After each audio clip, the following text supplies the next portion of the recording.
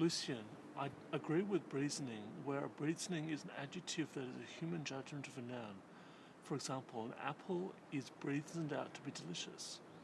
Breathing also allows one to earn 90% in university assignments by completing 45 additional breathings to 85 breathings for 80%, satisfying the breathing criterion.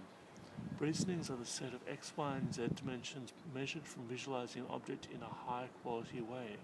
Simon, I disagree with breathing because of people ignoring psychiatrists, advising them to finish off their courses which require knowledge of the breathing criterion and being unable to overcome their disabilities to do so.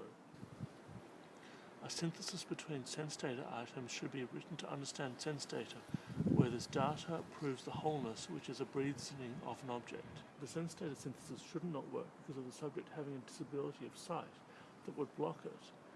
For example, a blind man may not be able to see a banana. The subject should use another sense to account for the missing sense when measuring the distance between objects one at a time, for example by using a braille tape measure, not a visual tape measure.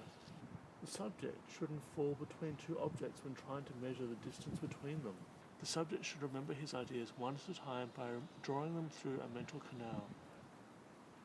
The subject shouldn't forget all his ideas in the test by leading them on a path to a broken mental canal. The subject should follow his path through time completely after remembering directions. The subject shouldn't leave his path through time before being supposed to. The subject should keep operating his business through time where the business's copyright protection leads to the continuous passage of ideas through time. The subject shouldn't close business before it is brought to continuous fruition. I disagree again with breathing because of people ignoring meditation teachers, advising them to spread knowledge to enough people to have an important effect on them about meditation for the mind and about drinking the right amount of water for the body. The subject should drink enough water. The subject shouldn't drink more water than required. The subject should collect enough water to drink by first testing that the water body is safe to enter by using a long metal tape measure. The subject shouldn't miscalculate the depth of a body of water because of not having enough metal tape measure. The subject should build water pipes both to and from a room to fill and drain the body of water. The subject shouldn't build a water pipe to a room without building a water pipe from the room because it would cause an overflow. In the same way that the subject should build water pipes both to and from a room, a waiter should bring enough food to the table and remove excess food from the table. The subject shouldn't eat too much food to be digested. The subject should eat enough food each day, which is provided by a model ship. The subject shouldn't lose a model ship in the water current, where the ship staying afloat represents having enough positive experiences in life, and the waterway is a metaphor for life. In addition, I disagree with breathing because of people taking a notice of economists advising them not to overload presentations of material in the same way as them measuring the amount of water using a bowl with an imperceptibly high bottom.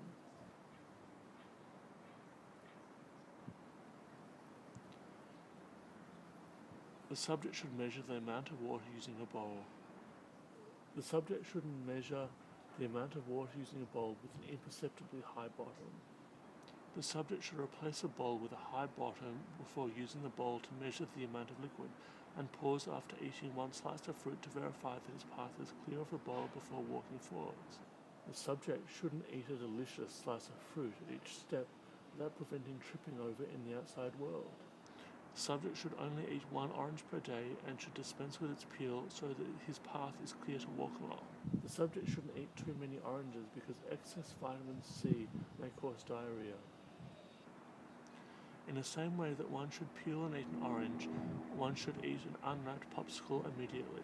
The subject shouldn't be unprotected by God, in fact him, a master, by scraping the popsicle on a dirty wall to the left. In the same way that one should be protected by God, in fact one's knowledge, by safely eating a popsicle, one should be protected by God, in fact one's knowledge, by controlling one's weight by drinking 4 glasses of water 45 minutes before breakfast to stretch the stomach and avoid overeating.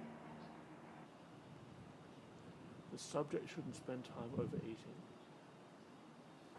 In addition to this, I disagree with reasoning because of the people not listening to doctors arguing to eat only breathed healthy food where it passes its use-by date, which is like attaining inefficient energy from eating a stale popsicle. The subject should attain energy from eating a popsicle melted in a pan. The subject shouldn't attain inefficient energy from eating a stale popsicle. The subject should calculate the amount of water needed, W, to produce the amount of energy needed, E, and a water energy ratio, W divided by E, so that W equals E multiplied by W divided by E. The subject shouldn't waste time waiting for enough water to pass through the turbine to produce energy to produce heat from an electric heater. The larger volume of plant material should be handled over a longer time than the smaller volume of bioethanol, which is a renewable energy source like hydropower during transportation. The larger a volume of the plant material shouldn't not be handled over a shorter period than the smaller volume of bioethanol during transportation. As the plant material is handled during transportation, the thermometer is handled to measure the boiling point of water.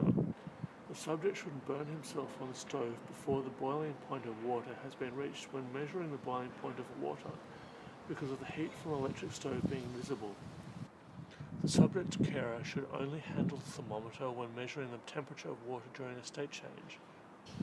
The subject shouldn't be expected to use kinetic energy to stir the water when measuring its melting point because his arms are physically disabled. I also disagree with reasoning because of people discarding advice from teachers to earn a 90% scholarship to become lecturers by knowing that a red handkerchief should be placed in a bag, the collective noun. The subject should collect red handkerchiefs in a bag. The subject shouldn't collect handkerchiefs in a bag because red handkerchiefs don't belong in the collective noun bag. In the same way the red handkerchief should be deposited in the collective noun bag, the common noun solid should be found from all over Earth. The subject shouldn't assume a solid is a common noun because it might be rare. In the same way that the common noun solid should be commonly found, the term ice should be modified to be ice block so that it can be grammatically processed more quickly to count it. The subject shouldn't take too long to count the number of entities in the uncountable noun ice. In the same way that ice should be modified to be ice block so that it can be grammatically processed more quickly to handle it, the subject should make space for the concrete noun empty glass in the pack to handle it carefully. The subject shouldn't break a concrete noun empty glass because it is physical. In the same way that the subject should make space for the concrete noun empty glass to avoid breaking it, the countable noun glass of apple juice should be conserved to tally it exactly so that only concrete nouns counted. The subject shouldn't tally too many countable noun glass of apple juice given limited time and space.